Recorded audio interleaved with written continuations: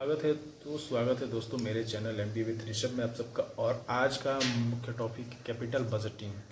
Capital को कैसे budget किया जाता है इसके बारे में आज हम लोग पढ़ेंगे। तो सिंपल से सिंपल हम लोग देखेंगे कि capital budgeting is a process of evaluating investment and huge expenses in order to obtain the best return on investment. यानी कि कैपिटल बजटिंग एक प्रकार का ऐसी प्रक्रिया है जो कि इवेल्युएट करता है इन्वेस्टमेंट को और ह्यूज एक्सपेंसेस को, यानी कि किसी भी ऑर्गेनाइजेशन में किसी भी गोल को अकम्प्लिश करने के लिए कितना अमाउंट हम लोग खर्चा कर रहे हैं, ठीक है, और उसका कितना इन्वेस्टमेंट हो रहा है और उससे उस इन्वेस्टमेंट में किसी भी गोल को अचीव करने में कितना एक्सपेंसेस आ रहा है, कितना खर्चा हो रहा है, इसको हम लोग ऑर्डर में रख के देखेंगे कि कितना रिटर्न हो रहा है इन्वेस्टमेंट के। यानी कि हम लोग जितना लागत है उसमें से सारा ये एक्सपेंसेस छांट कर कितना हम लोग अर्न कर रहे हैं।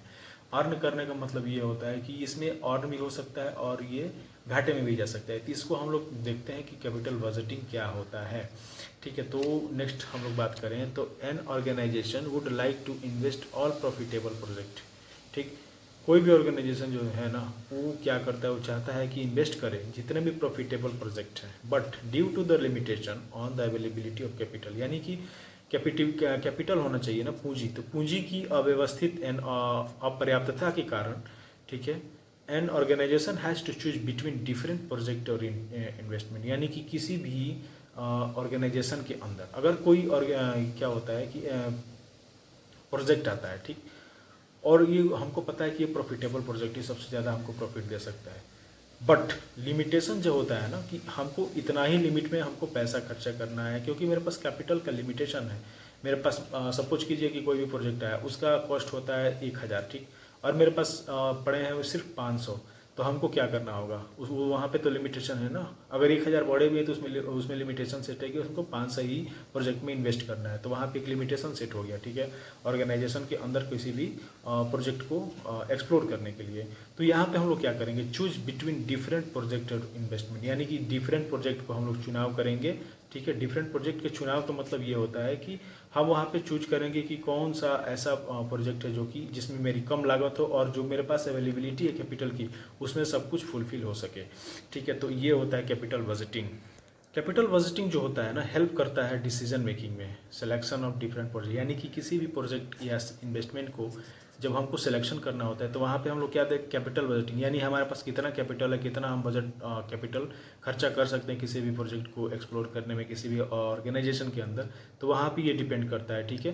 तो कैपिटल बजटिंग जो होता है यहाँ पे हमारी हेल्प करता है, ठीक है, कि कौन सा प्रोजेक्ट का सिलेक्शन हो, किस में ज़्यादा प्रॉफिट है, प्रॉफिट के अकॉर्डिंग हमारे पास उतना पर्याप्त अवेलेबिलिटी रिसोर्स एलोकेशन वगैरह है कि नहीं है, उसके अकॉर्डिंग ये चुनाव करता है। तो इसमें कैपिटल बजटिंग का सब बहुत बड़ा रोल होता है किसी भी ऑर्गेनाइजेशन के अंदर, ठीक है।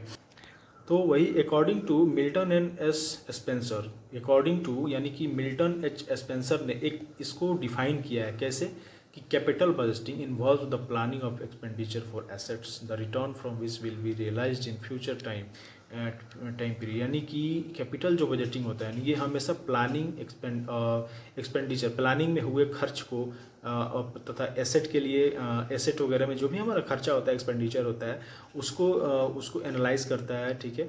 और ये देखता है कि फ्यूचर के टाइम पीरियड में क्या हमको इससे रिटर्न मिल सकता है, इसको हम लोग बोलते हैं कैपिटल बजटिंग। यानी कि आज हम किसी प्रोजेक्ट में पैसा लगा रहे हैं, खर्चा कर रहे हैं, तो उससे फ्यूचर में क्या खर्चा हो फ्यूचर में क्या उससे रिटर्न हो सकता है।